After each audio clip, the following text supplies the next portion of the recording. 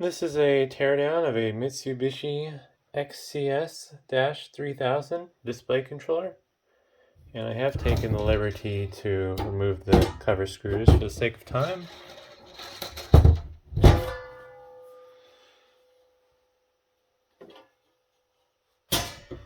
Well, that's interesting. Not what I was expecting. Don't know what the timing will be, but I have some other Mitsubishi videos on related equipment. I believe this has to do with like sign controls, maybe. And one of the things that's kind of interesting that caught my eye is these really neat front switches are using removable cables rather than ones that are soldered on. So I might save those because they're kind of cool retro switches. These are little plastic covers over them. I think actually, since this probably will power on, it'd be interesting to see what this does if I power it on. And we'll throw a caution in the way and run it with the top off. Who cares? As long as I don't stick my fingers somewhere naughty. Powered on. Got a few blinky lights there. I don't know if that's some sort of diagnostic blinks, maybe. And yeah, it's on.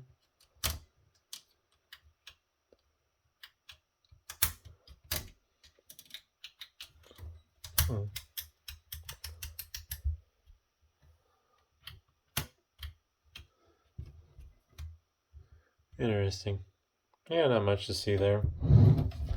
Although, unfortunately, since I've plugged it in, I can't get super handsy with the power supply now because that is going to have a charge. And I don't like getting shocked. As shocking as that may be. It's an interesting design. All of these wires are connected to the switches and terminals using what look to be little mini spade lugs.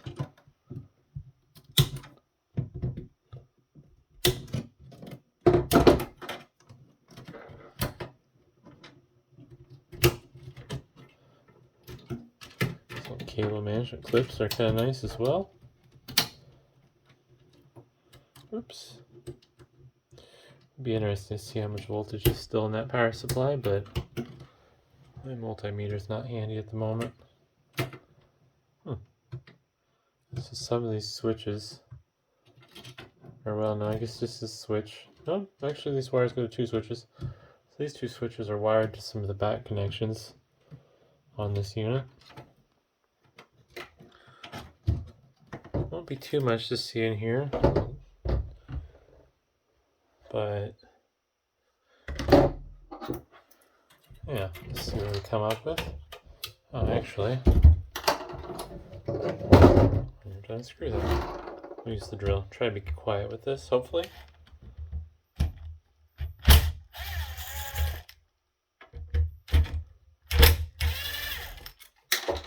It's kind of interesting seeing DVI connectors on this because the design of this feels old. Older than DVI. Although, honestly, I think DVI is a pretty old standard too, so yeah.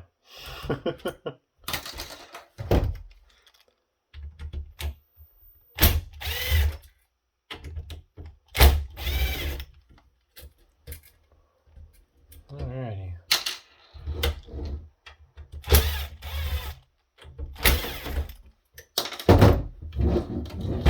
Well, part of the way there.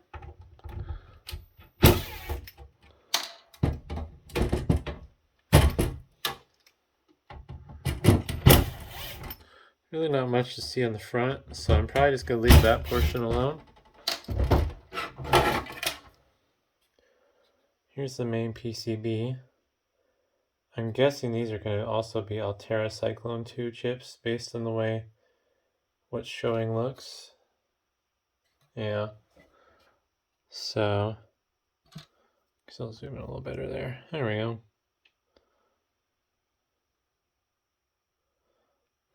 Kind of wonder what those OKI chips are. If that's like Oki Data, like the printer company, or least that's what I think of when I think of OKI. Silicon image, those are probably processing the DVI video signals. And in, out, out. So it looks like one's in. That's an input, that's an output.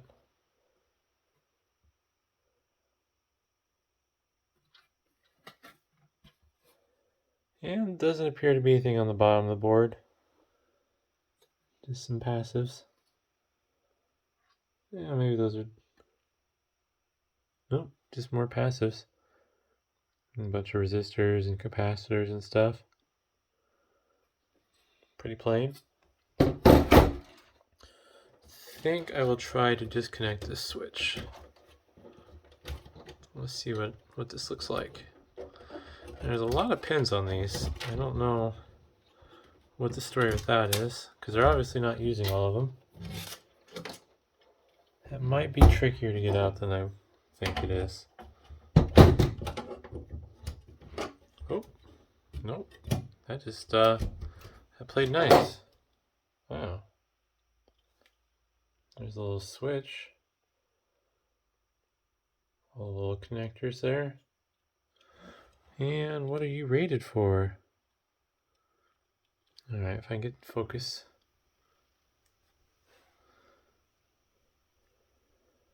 It's like 24 volt lamp and 5 amp 125 volt AC, or 3 amps at 250 volts AC or 30 volts DC. Nice little clicky switch. And I will probably save these along with these connectors. I don't know why, there's really no good reason for it, but they're kind of fun. I like saving fun little components like that. Ouch. Get some LEDs and some more switches here.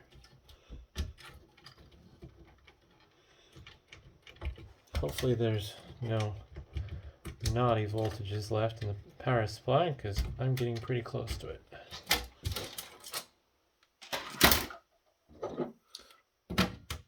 Well, it worked for the other ones, so I'm just using this piece of metal to push down the little pins that lock these into, or well, I guess I don't know what to call that, but push down the little pieces that help lock these into place.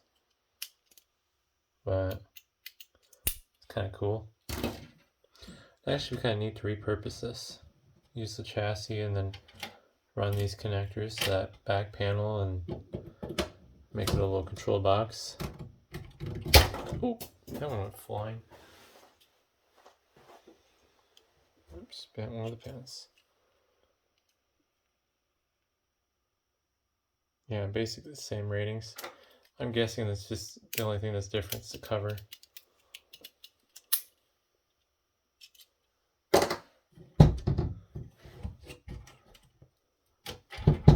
And it looks like the other end, this should be wired up the same way.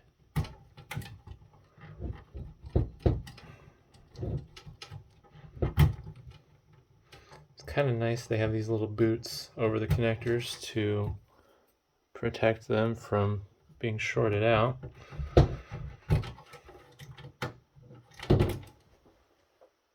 Oh, it's screwed in. Find the screwdriver. I don't even have to unhook this one. I should be able to just unscrew it and pull it through. Ah, flathead. Oh, you know a piece of electronic equipment is old when they use flathead screws.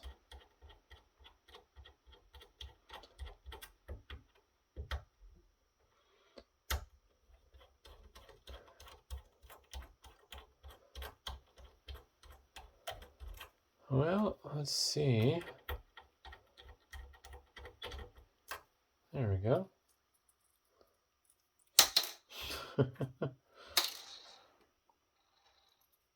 Kind of neat.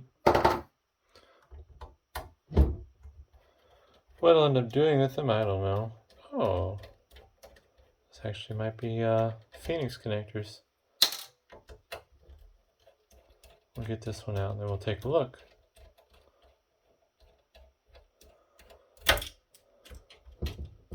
Oh, I don't think I'm going to go.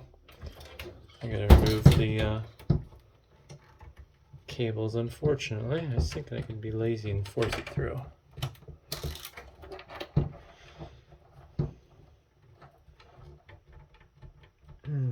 Only thing I don't like is when these slip, and then my hand slips where I don't want it to go. So I think I'm just going to force it out. There we go.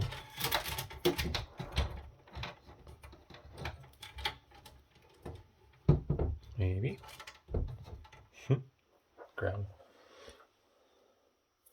So there's some screws on the sides. I think these are just going to be little Phoenix connectors. At least I think that's the proper name for them. That's why I see people refer to them on the internet as. So I've kind of just gone with it. Yep. Well, that's cool. I'll throw that in the pile of things that I'm saving that I'll never use. So on a positive note, scrap values will eventually go up, so it won't be a total loss. But yeah, hopefully that was interesting, and thanks for watching.